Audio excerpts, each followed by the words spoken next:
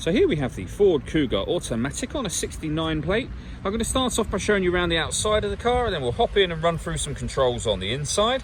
But from the outside you can see it's a 5-door car with alloy wheels and tinted windows. Let's start off inside the boot and then work our way around the rest of the car from there. The tailgate on this car will open electronically. You can do that from the key or from the tailgate itself.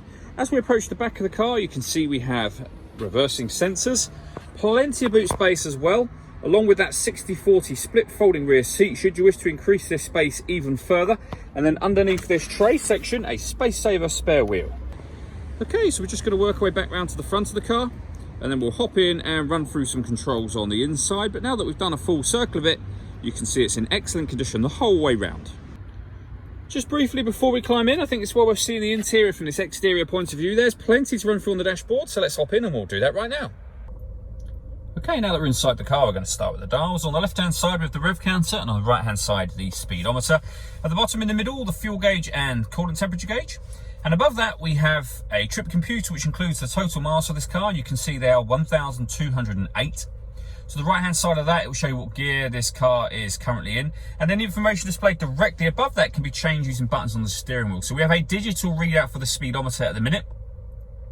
Then we've got various bits of individual trip computer and fuel economy information, or these 4 bits all at the same time. And then we're back round to the beginning again. And the buttons I was using to do that are just here. Beneath that, we have cruise control and speed limiter.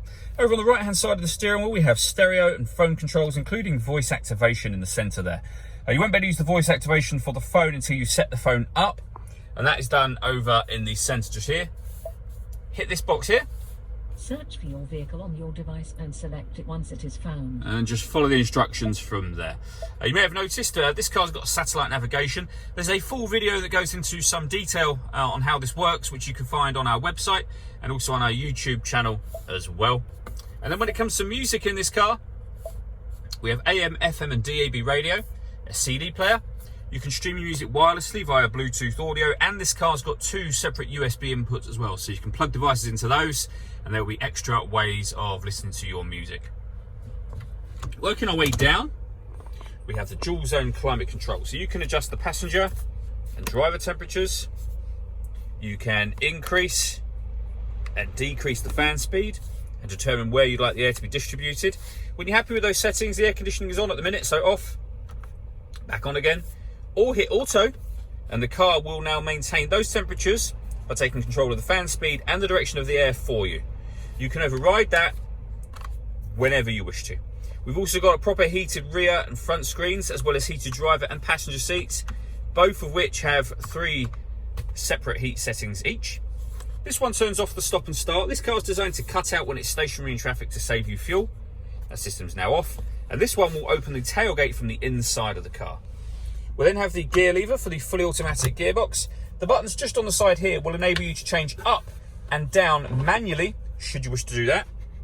We then have a 12-volt charging socket, electronic handbrake, and all the way back in this central armrest, the 2 USB inputs that I mentioned a minute.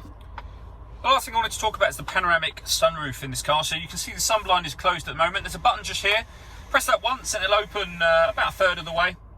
Press it again, and that will open to the back of the rear seats. Now you can leave it like that, and as you can see, that lets in a huge amount of extra light, but you can open this front section as a proper sunroof as well, should you wish to do that. All that leaves me to say is thank you for taking the time to watch this video. If you'd like to come and see the car in person and have a test drive, please feel free to call any of our MJA sites. We'd love to hear from you soon.